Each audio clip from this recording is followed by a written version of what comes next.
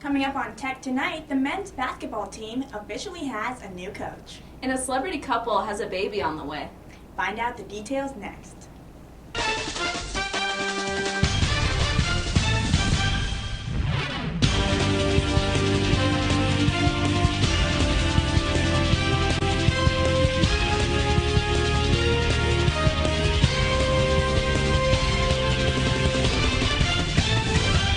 Welcome to Tech Tonight. I'm Samantha Hill. And I'm Rachel Thompson. 2 people are reported dead after a shooting broke out in the Norfolk Naval Station. One sailor was shot and killed at around 11:20 p.m. After multiple gunshots, the station was quick to respond. Members in charge called for a lockdown, which lasted several hours. During the lockdown, security was able to shoot down the suspected civilian gunman. Further investigation is undergoing. An Elston man has been accused of operating a methamphetamine lab while a child was present in the home. On March 19th, Montgomery County officials executed a search warrant for a home on Callaway Street. During the search, deputies seized meth, several items used to make meth, and firearms. Edward Allen faces several charges like making meth in the presence of a child, possession of a firearm while making meth, and possession of a firearm by a convicted felon. Allen is being held in Montgomery County Jail without a bond. According to the Sheriff's Office, this is the 4th meth lab investigation within the past month where a child was found in the home. The West Coast growing beer sensation, Stone Brewing Company, is looking for a home on the East Coast. 2 local Roanoke residents have made a bid hoping to attract the company. The 2 individuals created a Facebook page to gain attention from the company CEOs, and it was successful. The page currently has 1,500 supporters and grabbed the attention of the company. However, Roanoke officials have yet to make a comment about whether or not they are working on this project. The head football coach of George Wythe High School has been charged with hazing and subjecting a student to corporal punishment for an alleged incident involving a football player. These charges stem from an alleged incident where a football player was told to put chains around his neck and run up and down the bleachers while other athletes watched. Howard Ingo's charges were announced this past Friday, March 21st. Both charges are misdemeanors and will be heard in the Wythe County Juvenile and Domestic Relations Court. Ingo was a teacher for Wythe County Public Schools at the time of the incident. No one else has been charged in connection to the allegations. Coming up next, Courtney Holroyd brings you your entertainment news.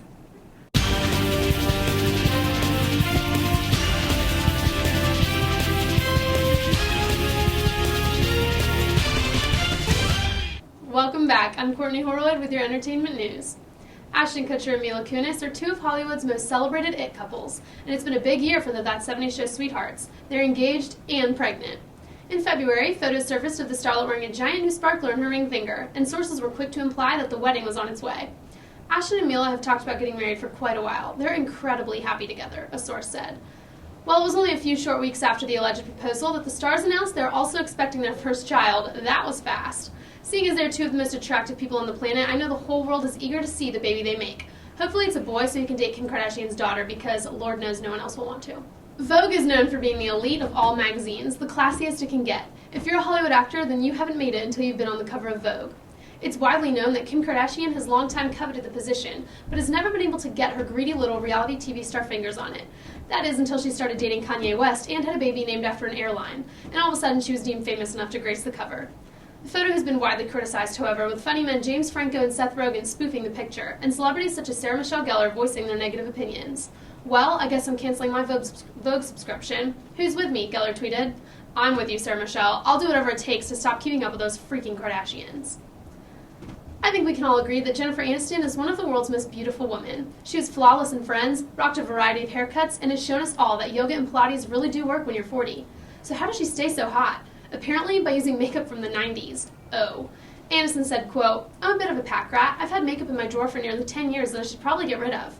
Jennifer, if I could use 10-year-old makeup and look anything like you, I wouldn't get rid of it either. She also said, quote, I do get new mascaras and things like that. I just have this weird thing about saving. Remember when Calvin Klein made makeup? That was in the 90s. I literally just threw out a lipstick of his.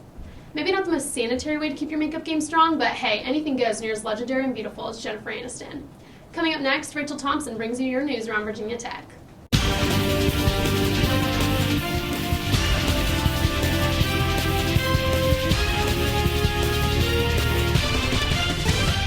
Welcome back. I'm Rachel Thompson with your news around Virginia Tech.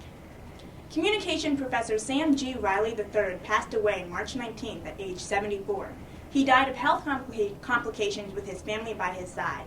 He became a member of the Virginia Tech faculty in 1981. He taught several communication courses and was also the head of the department for 4 years. Robert Denton Jr., the current head of the comm department, described Riley as a first-rate scholar, a wonderful colleague, and a legend among our graduates. Riley published over 15 books and several articles and op-ed pieces in major newspapers. In 2001, Riley was named National Magazine Editor of the Year. A memorial service will be held at the McCoy Funeral Home Chapel in Blacksburg on Saturday, March 29th at 2 p.m. Rest in peace, Professor. American Heart Association celebrates National Walking Day Wednesday, April 2nd, and Hokie Wellness will be holding an event on campus in honor of this day. A 30-minute walk around campus will begin on the 2nd at 12:15 at the North End Center. National Walking Day is a way to recognize a healthier lifestyle. Many Americans are unfit, unhealthy, and physically inactive. This day supports the beginning of a fit, heart-healthy lifestyle and encourages participants to continue walking and working out to maintain fitness. Hokie Wellness encourages you to visit startwalkingnow.org to view tips from the American Heart Association on how to lead a fitness-filled life. You can also show support for this day by wearing sneakers to class or work. Career Services will be holding its first ever female-only networking event. Becca Scott, Senior Assistant Director of Career Services, said the goal for the event is for college women to increase their confidence in networking in professional settings. The event will be held at the Smith Career Center on March 27th from 6 to 8 p.m. Students Alexis Amos, Olivia Brescia, and Hayden Roberts organized the event with the help of Coordinator Scott. The students are part of the Peer Advisor program. Amos pitched the idea, stating women are also a minority that can sometimes be overlooked in the job world. Registration closed March 24th, so if you missed it, be sure to be on the lookout for a similar event next year. Now back to Samantha Hill for more local news. Roanoke will have its first Green Car Show downtown on Saturday, March 29th, from 10 a.m. to 4 p.m. The event will be located on top of the Church Avenue parking garage in downtown Roanoke. The hybrid electric vehicle team of Virginia Tech and Virginia Clean Cities will host this alternative fuel car show. The latest hybrid and electric vehicles on the market will be showcased. The purpose of the event is to give the Roanoke community members the opportunity to compare these vehicles side by side, for local dealerships and community members to showcase their vehicles, and gain interest and buyer consideration in the new technology. The Mayor of Roanoke, HEVT, and Virginia Clean Cities will each make addresses at 11 a.m., and admission to this event is free to the public. The Roanoke City School System will have more money for its art program after it teamed up with a local cupcake shop. Pedro Zile started Cupcake for a Cause, which took place at Bubble Cake Bake Shop's Crystal Spring location. In just an hour and a half, Zile and Bubble Cake raised $570. Zile, the artistic director for the Southwest Virginia Ballet and the director of Dance Espanol in Roanoke City Schools, stated that it is important to implement the arts in kids at a young age. Coming up next, Bailey Engel brings you your sports headlines.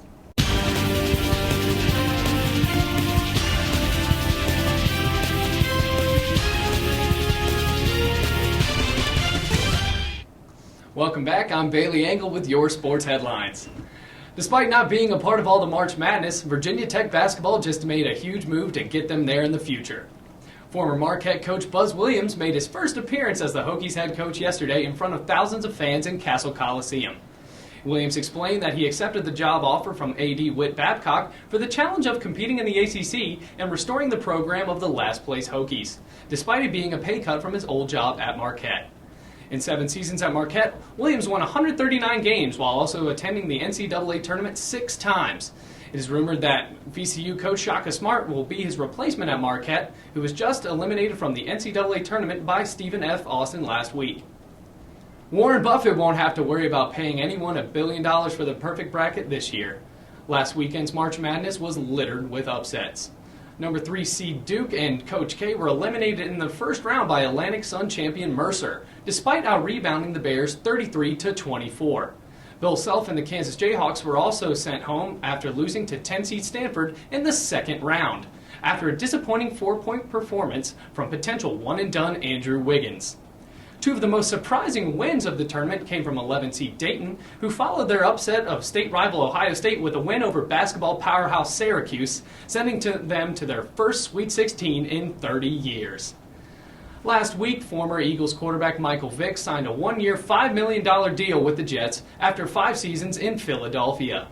The 33-year-old will compete for the starting job with Geno Smith, who started all 16 games for the Jets last season despite throwing 21 interceptions. The Jets released former starter Mark Sanchez, who missed all of last season with a shoulder injury. Sanchez is expected to sign with the Eagles later this week. Thanks, Bailey. So I didn't make it to the Buzz Williams press conference. How did it go? Did you go?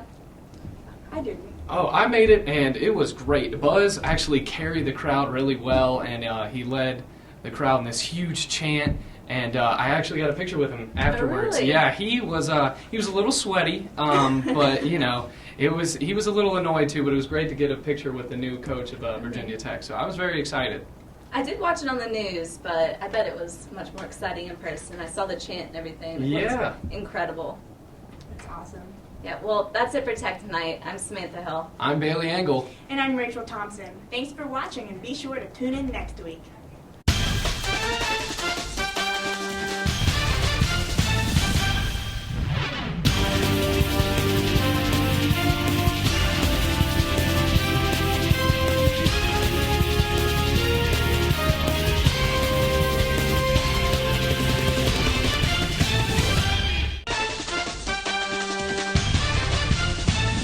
A giant new sparkler on her ring finger, and sources were quick.